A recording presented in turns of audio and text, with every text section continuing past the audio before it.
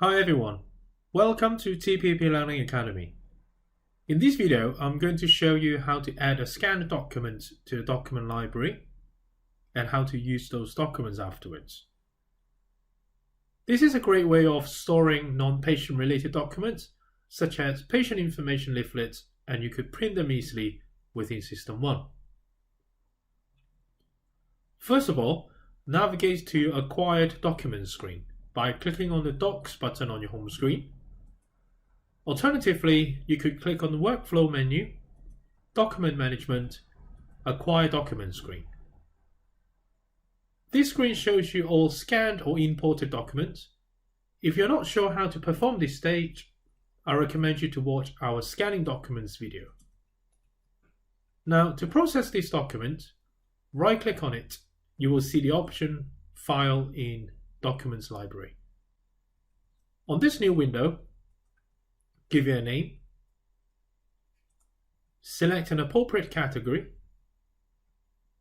Category works as a folder where you could put things into and you can locate them easily. You also have the option to create a new one, for example, patient information.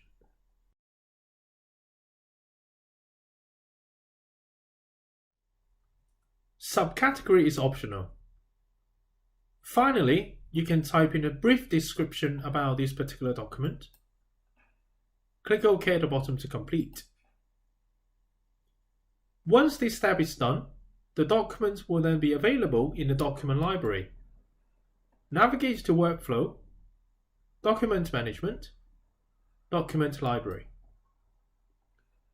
Please remember, you will need to publish this document before you can actually use it.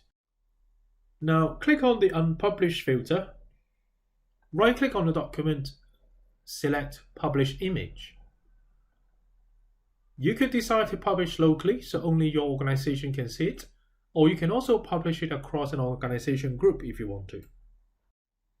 Once it's published, you can now print this document directly from the screen by right-clicking on that document.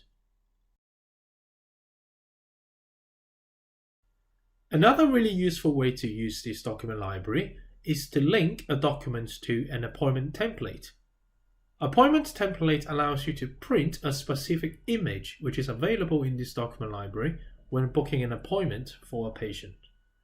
For more information about how to set up this appointment template, please refer to our Creating Appointment Templates video.